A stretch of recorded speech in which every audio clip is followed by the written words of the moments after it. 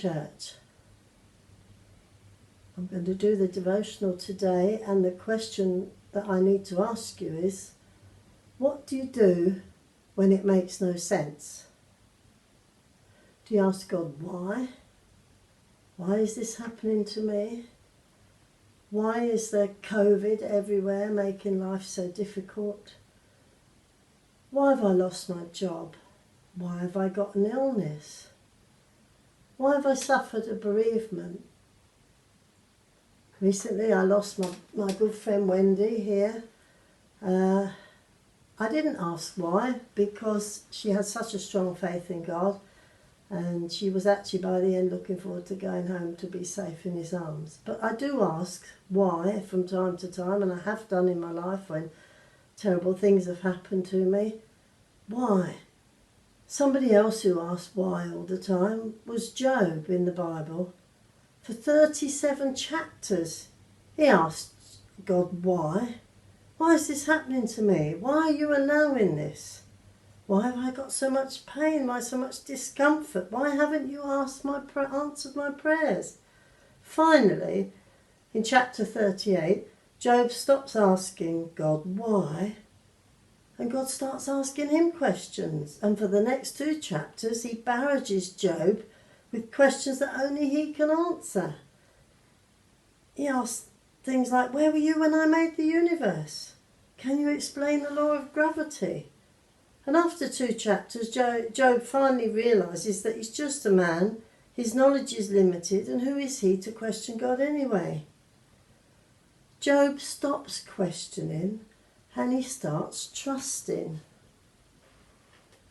And it's the trust that we need to have in our Lord, who loves us and cares for us and gave his life for us. So what do you do in a situation where you can't see the whole picture?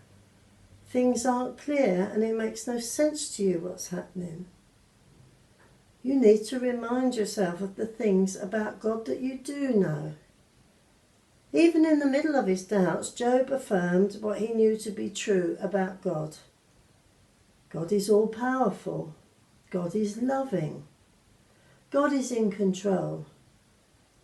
God had a plan for his life, and God would protect him.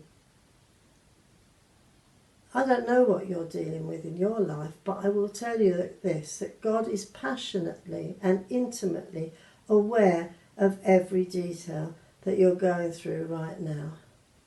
He's paying attention to your every breath, and nothing misses his attention.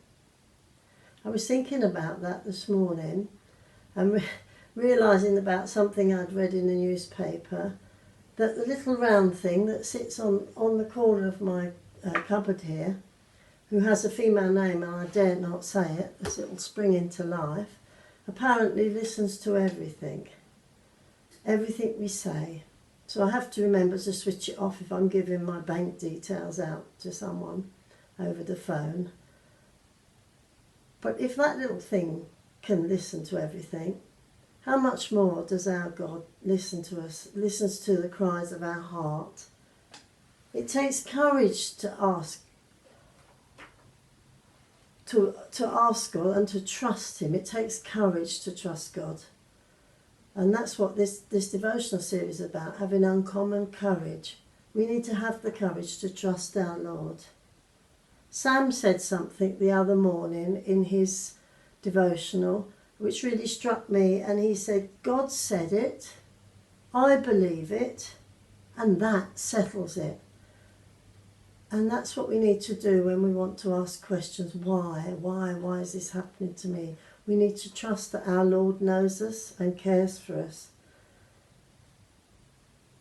You may not understand why you're going through what you're going through or what you've been through, but you need to say this to God. I know you're good. I know you're loving. I know you're powerful, and I know you notice the details of my life. I know you're in control. I know you have a plan, and I know you will protect me. Then you need to trust God no matter what. Tell him exactly how you feel. He can handle it. He's bigger than the little round thing that sits there with the female name. accept help from others. Stop asking why. Start trusting him for the things you don't understand. I've got a couple of scriptures here that I think were helpful.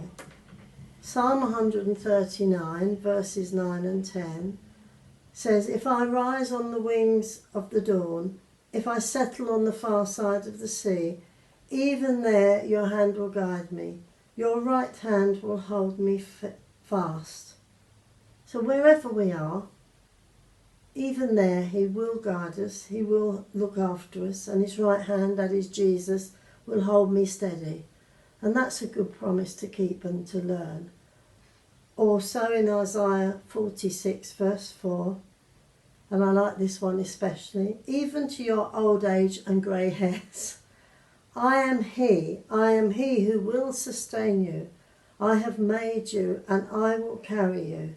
I will sustain you and I will rescue you." Those are promises. They're real good promises we can hold fast to. And there's the one that's written on the wall at church, which I love to see if I'm on the stage singing. "I know the plans I have for you. Plans to prosper you, not to harm you. Plans to give you hope and a future." So whatever's befalling you today, think of that. Trust the Lord. Know that he cares for you. Know that he loves you.